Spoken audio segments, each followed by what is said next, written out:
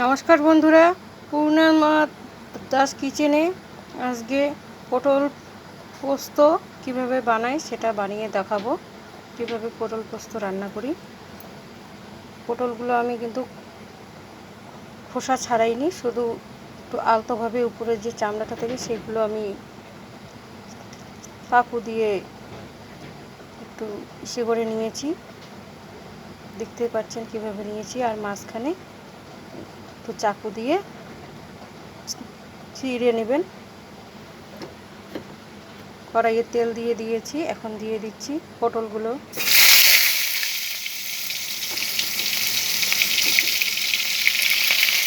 বুঝতেই পারছেন, তাহলে কড়াইটা হলে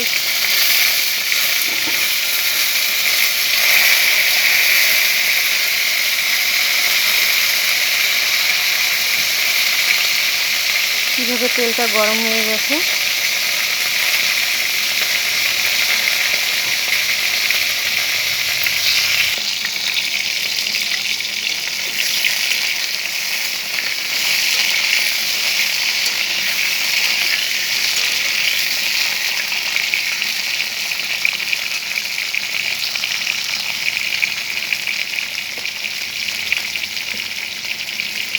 পটলের সঙ্গে একটা শুকনো লঙ্কা দিয়ে দিচ্ছি।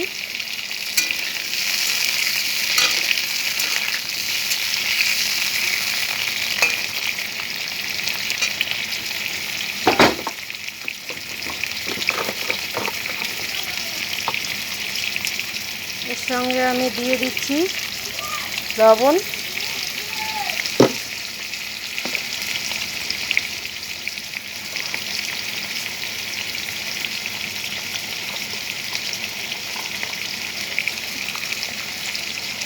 পরিমাণ মতন হলুদ,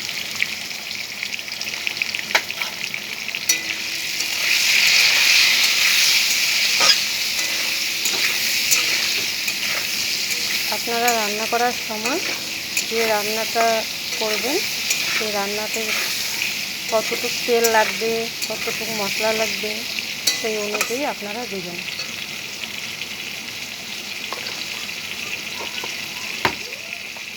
রান্নাটা করার সময় একটু সাবধানে রান্নাটা করা লাগবে, যেন ঝাল, লবণ আর যে তেলটা ব্যবহার করবেন এগুলো যাতে কম বেশি না হয়, সব দিক দিয়ে যেন সমান থাকে, তাতে খেতেও ভালো লাগবে।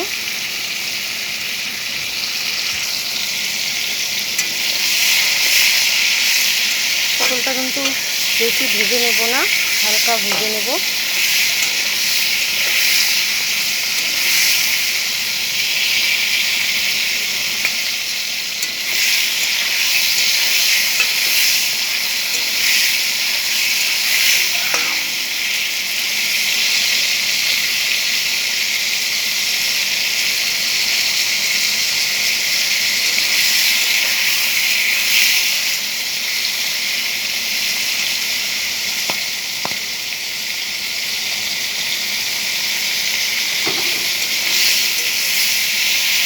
বন্ধুরা, আমার পটলগুলো হালকা করে ভেজে নেওয়া হয়েছে।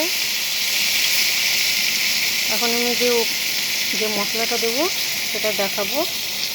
এখানে আছে সর্ষে, পোস্ত, লঙ্কা, আদা, জিরের গুঁড়ো একসঙ্গে মিক্সারে পেস্ট করে নিয়েছি, দিয়ে দেবো। আমি একটু সহজভাবে রান্নাটা দেখালাম।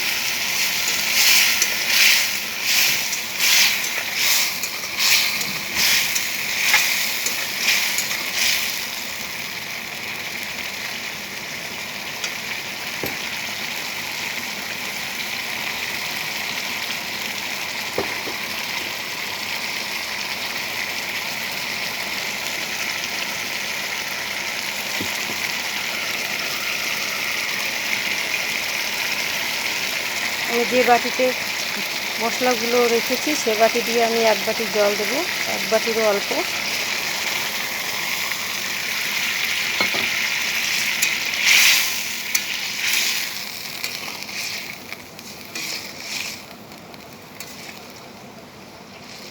আর এই শুকনো লঙ্কাটা দিয়েছি তার কারণ শুকনো লঙ্কাটা যখন ভাজা হয় তখন পটল পোস্তটার একটু সেন্ট হয়, তাহলে খেতে ভালো লাগে।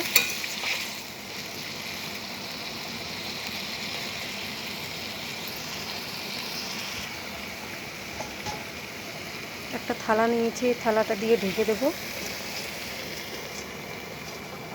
5 মিনিটের জন্য। ঢেকে দিলাম। এখন আমি থালাটা উঠিয়ে নিচ্ছি। কীরকম হয়েছে পটল পোস্ত। দেখুন বন্ধুরা, মশলা থেকে কিন্তু তেল ছাড়ছে, তরকারিটা কিন্তু একদম মাখা মাখার মতন হয়ে গেছে।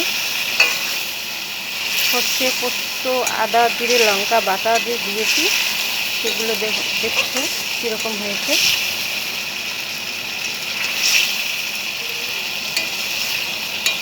আমার রান্না কীরকম লাগছে তোমাদের কমেন্টে জানাবেন।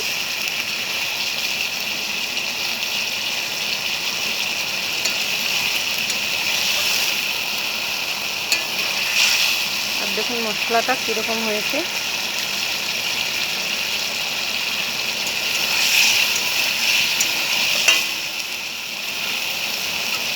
এখন আমি গ্যাসের ফ্লেমটা অফ করব, তারপরে দেখাচ্ছি।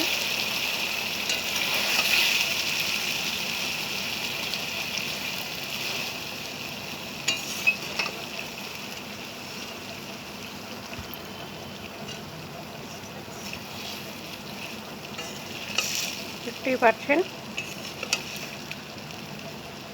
পটলের মধ্যে মশলা লেগে আছে।